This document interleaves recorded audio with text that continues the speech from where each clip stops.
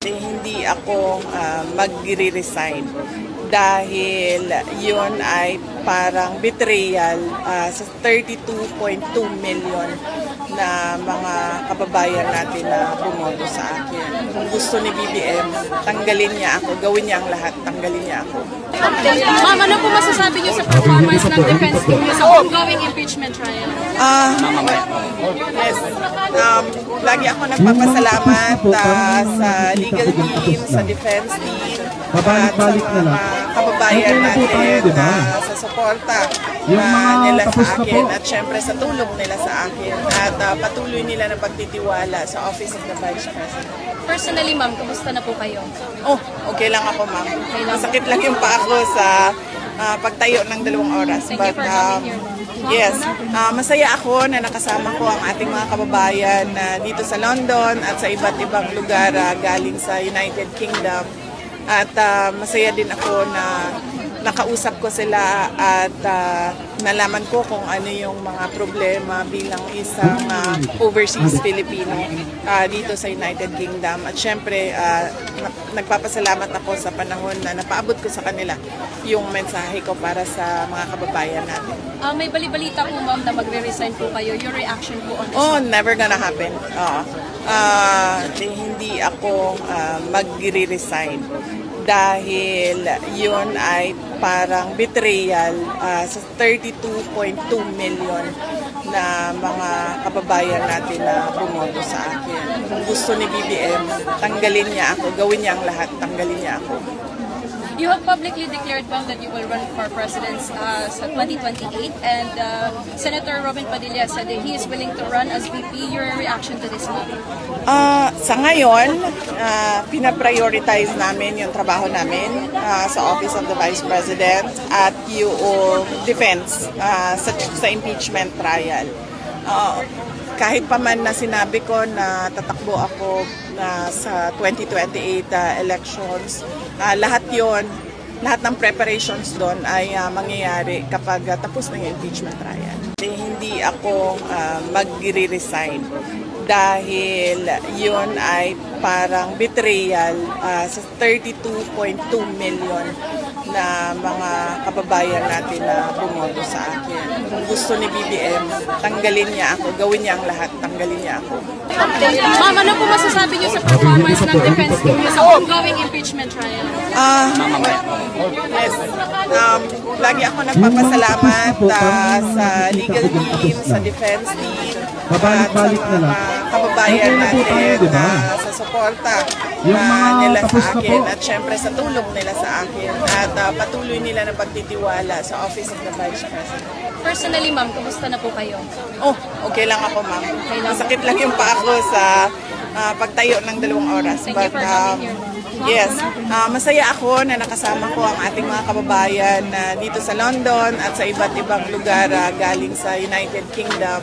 At masaya din ako na nakausap ko sila at nalaman ko kung ano yung mga problema bilang isang overseas Filipino dito sa United Kingdom. At syempre, nagpapasalamat ako sa panahon na napaabot ko sa kanila yung mensahe ko para sa mga kababayan natin.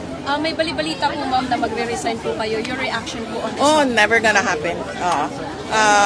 Hindi ako magre-resign dahil yun ay parang betrayal sa 32.2 million na mga kababayan natin na bumoto sa akin. Kung gusto ni BBM, tanggalin niya ako, gawin niya ang lahat, tanggalin niya ako.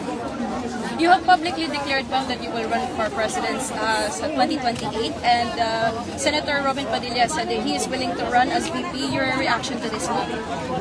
Sa ngayon, pinaprioritize namin yung trabaho namin sa Office of the Vice President at yung defense sa impeachment trial.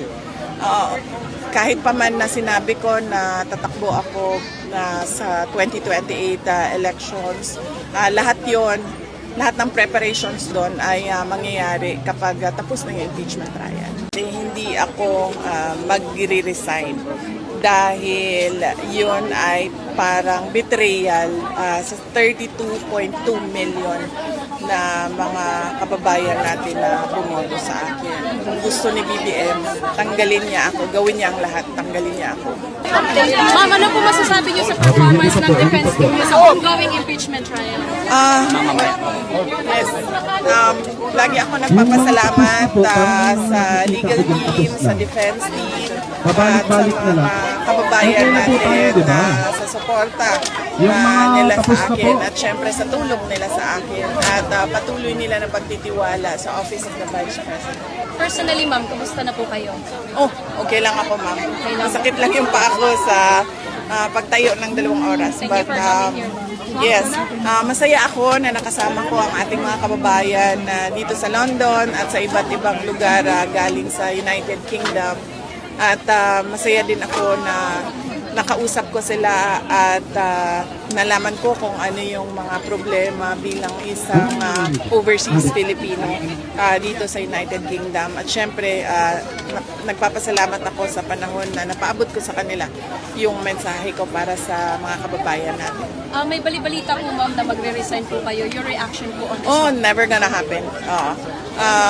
Hindi ako magre-resign dahil yun ay parang betrayal sa 32.2 million na mga kababayan natin na bumoto sa akin. Kung gusto ni BBM, tanggalin niya ako, gawin niya ang lahat, tanggalin niya ako.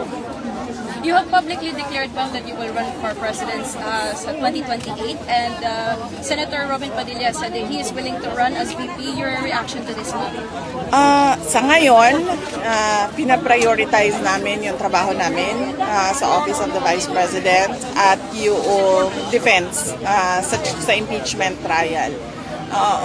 Kahit pa man na sinabi ko na tatakbo ako sa 2028 elections, lahat ng preparations doon ay mangyayari kapag tapos na yung impeachment trial. Hindi ako magre-resign dahil yun ay parang betrayal sa 32.2 million na mga kababayan natin na bumoto sa akin.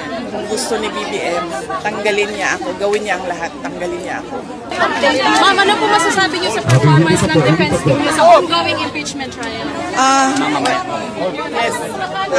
Lagi ako nagpapasalamat sa legal team, sa defense team, at sa mga kababayan natin sa suporta nila sa akin at syempre sa tulong nila sa akin at patuloy nila na pagtitiwala sa Office of the Vice President. Personally, ma'am, kumusta na po kayo? Oh, okay lang ako, ma'am. lang. Masakit lang yung paa ko sa pagtayo ng 2 oras. Thank you for coming here, ma'am. Yes, masaya ako na nakasama ko ang ating mga kababayan na dito sa London at sa iba't ibang lugar galing sa United Kingdom.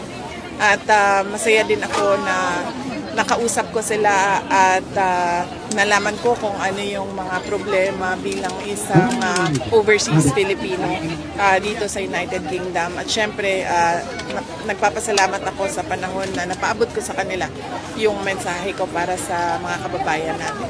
May bali-balita po, ma'am, na magre-resign po kayo. Your reaction po on this? Oh, never gonna happen. Hindi ako magre-resign dahil yun ay parang betrayal sa 32.2 million na mga kababayan natin na bumoto sa akin. Kung gusto ni BBM, tanggalin niya ako, gawin niya ang lahat, tanggalin niya ako. You have publicly declared, ma'am, that you will run for president sa 2028, and Senator Robin Padilla said that he is willing to run as VP. Your reaction to this, ma'am? Sa ngayon, pinaprioritize namin yung trabaho namin sa Office of the Vice President at yung defense sa impeachment trial. Kahit pa man na sinabi ko na tatakbo ako sa 2028 elections, lahat ng preparations doon ay mangyayari kapag tapos na yung impeachment trial.